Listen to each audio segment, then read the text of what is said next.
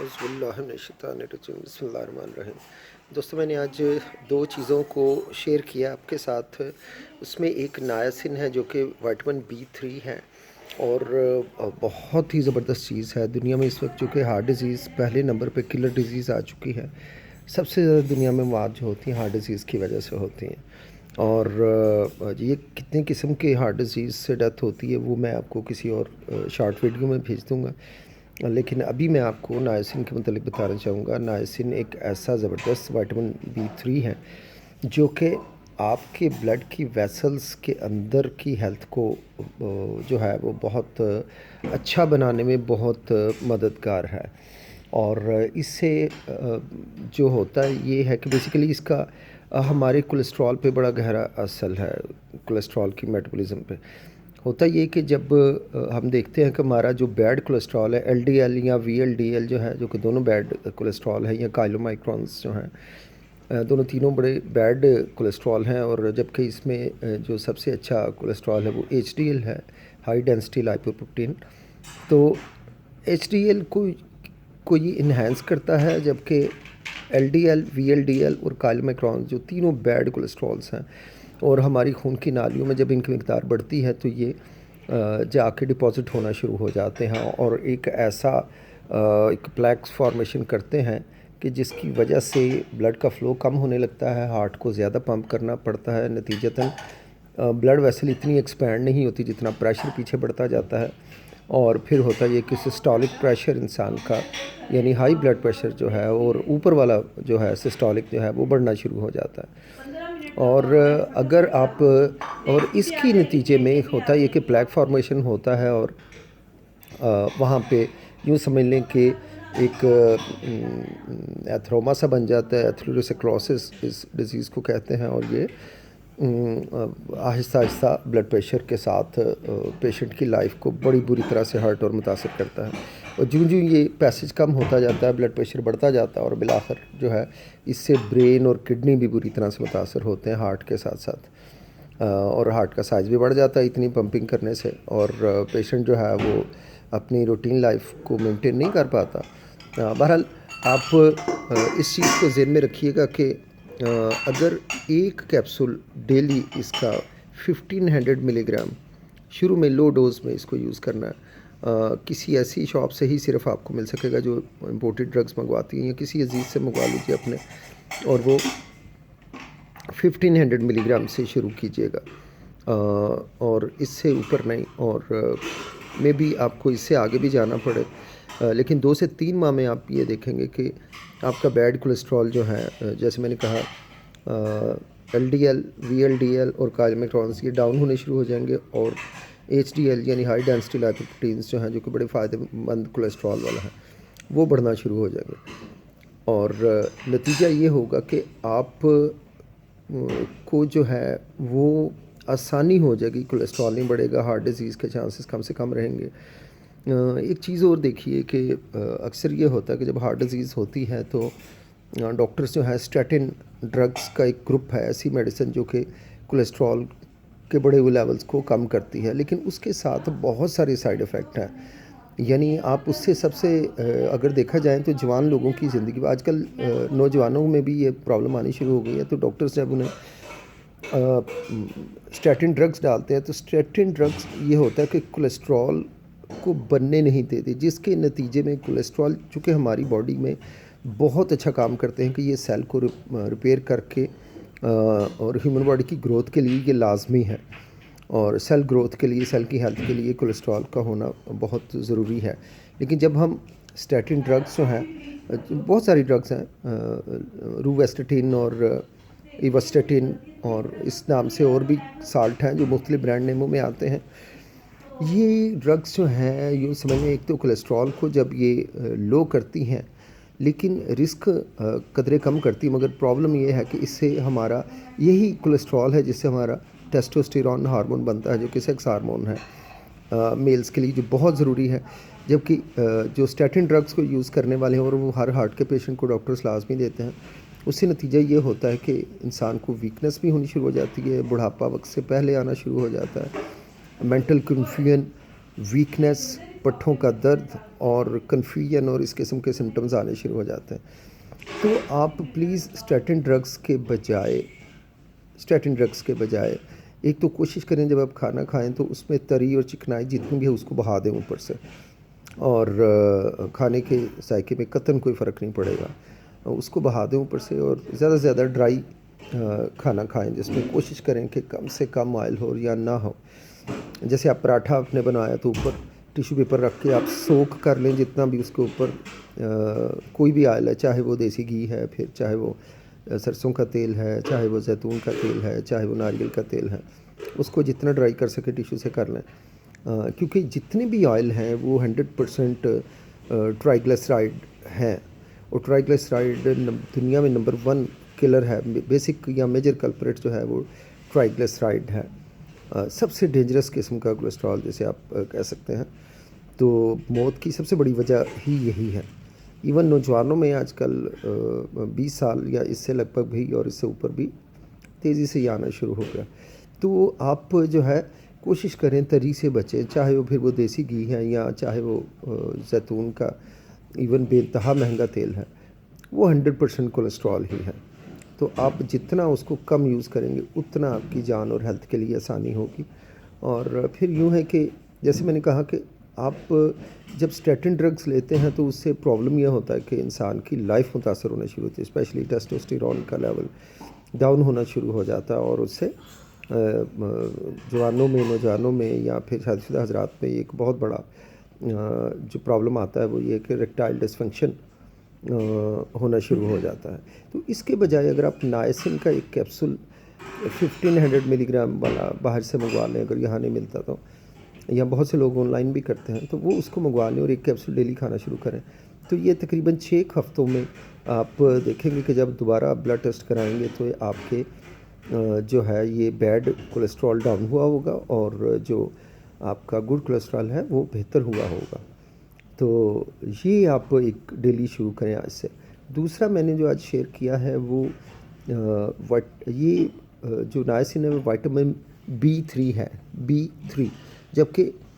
ہمیں آپ سب جانتے ہیں کہ امیونٹی کو انہینس کرنے کے لیے ہمارے پاس سب سے اچھی جو چوائس ہے وہ وائٹامن D3 ہے, اور وائٹامن D3 کے کم از کم 5000 انٹرنیشنل یونٹ 5 سے 10,000 ہم کو ڈیلی لینے چاہیے. چونکہ یہ سلسلہ ہے کہ ہمارے شاید 90% یا اس سے بھی زیادہ لوگوں کے وائٹامن D3 لیول جو ہے وہ ڈاؤن ہے, اس لیے امیونٹی کم ہے. اسی لیے لوگ اتنی شاٹس لگوا کے تنگ آ چکے ہیں کورونا کے اگینسٹ جو ہے فلو ویکسینز کے, اس کے باوجود کہ 3 انجیکشن لگوائے, اس کے بعد بوسٹر بھی 1 2 3 لگوا لیے, پھر بھی کورونا جو ہے وہ جان نہیں چھوڑ رہا. تو اس نے ایسے جان نہیں چھوڑنا. ہماری لوگوں کی جو ہے وہ امیون سسٹم بڑا ویک ہے, اور اس کی بیسک وجہ یہ ہے کہ ہم 8 بجے یا 9 بجے دفتر یا دکان کے اندر جاتے ہیں تو رات گئے تک اٹھتے ہیں, سارا دن ہم سورج سے دور رہتے ہیں, اور سن لائٹ نہ ہونے سے ہمارے اندر وائٹامن D3 کی کمی آ رہی ہے. تو بچوں میں بھی یہی ہے کہ وہ اسکول صبح چلے جاتے ہیں, اسکول سے آتے ہی وہ اپنی اسٹڈی میں اندر رہتے ہیں, یا پھر وہ موبائل پہ اور گیمز پہ ان چیزوں پہ لگ جاتے ہیں, جس کی وجہ سے ان کے ساتھ بہت بڑا ایشو آ جاتا ہے وائٹامن D3 کا ہے. اور اسی وجہ سے بار بار بیمار ہونا, بیماریاں اندر آنا, سب سے بڑا اس کا وائٹامن D3 کا معاملہ. کورونا کی صورت میں اس کی کمی کی وجہ سے بے تحاشا ڈیتھس ہوئی ہیں پوری دنیا میں. تو آپ پلیز وائٹامن D3 کا ایک کیپسول میں نے بیچ میں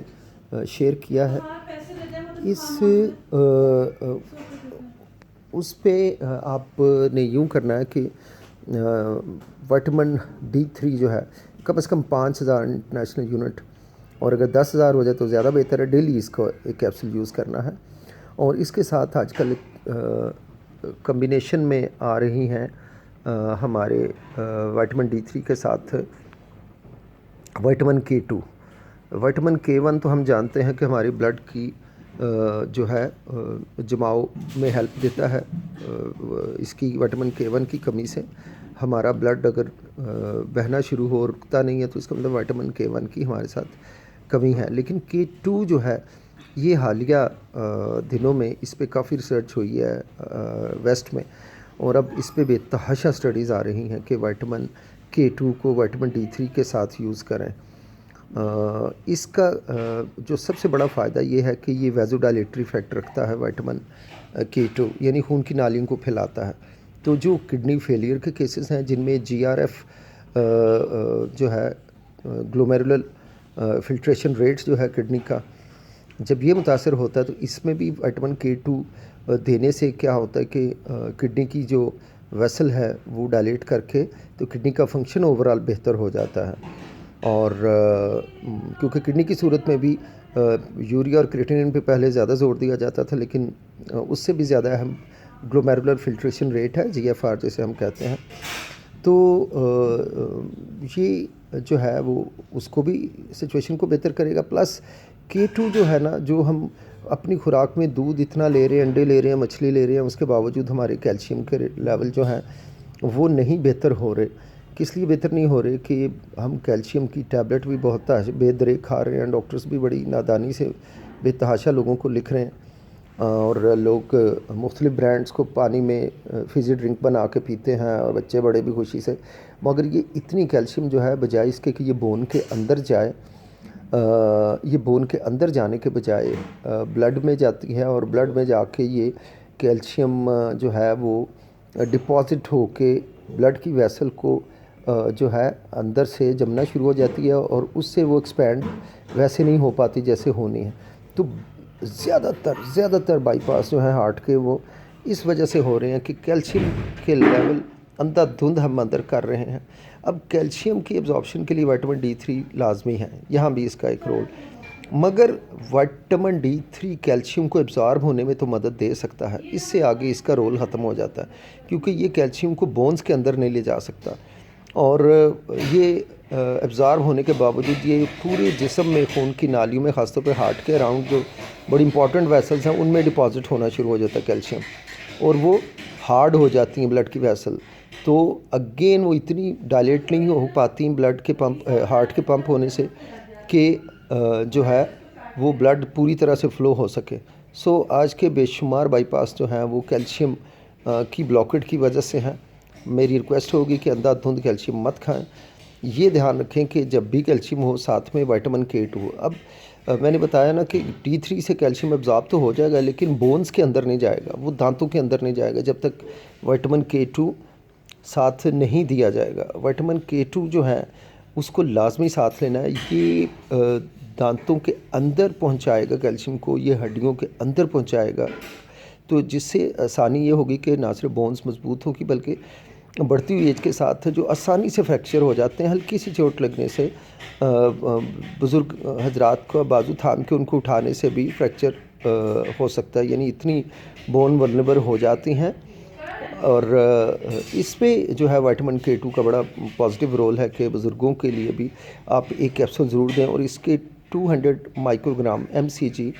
ڈیلی جو وائٹامن D3 5000 کے ساتھ ہے یا 10,000 کے ساتھ، اب یہ کمبینیشن میں بھی آنا شروع ہو گیا کہ ایک ہی کیپسول میں آپ کو یہ دونوں چیزیں مل سکتی ہیں،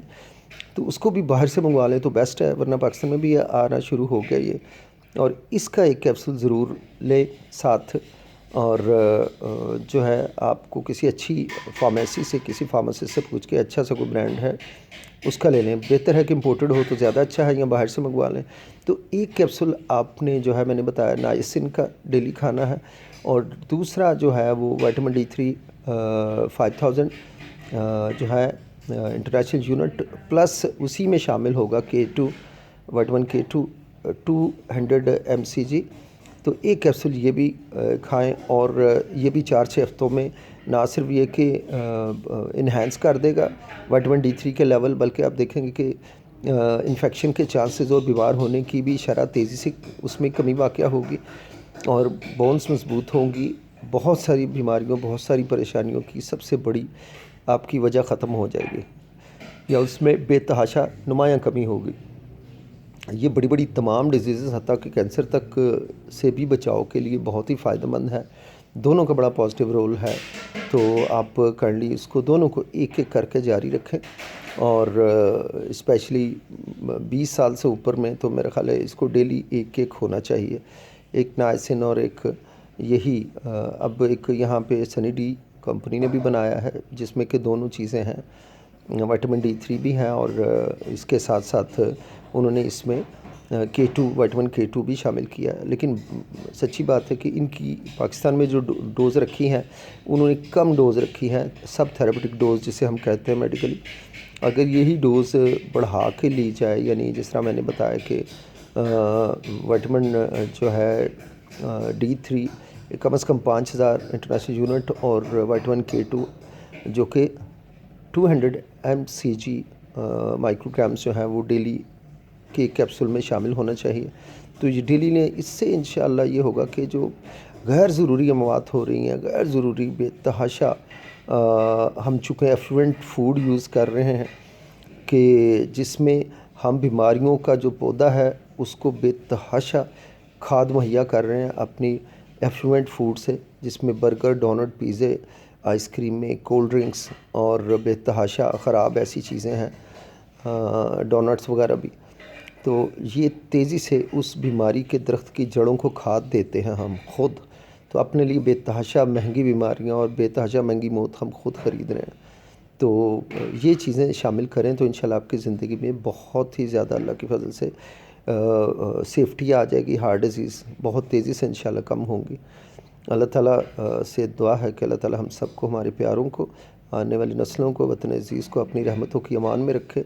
और हमारे रिज़्क़ में, सेहत में, खुशियों में, रसानियों में बरकत इज़ाफ़ा फ़रमाए और हमें हर बीमारी, बुराई, आज़माइश से, तंगी से, फ़िक्र और परेशानी से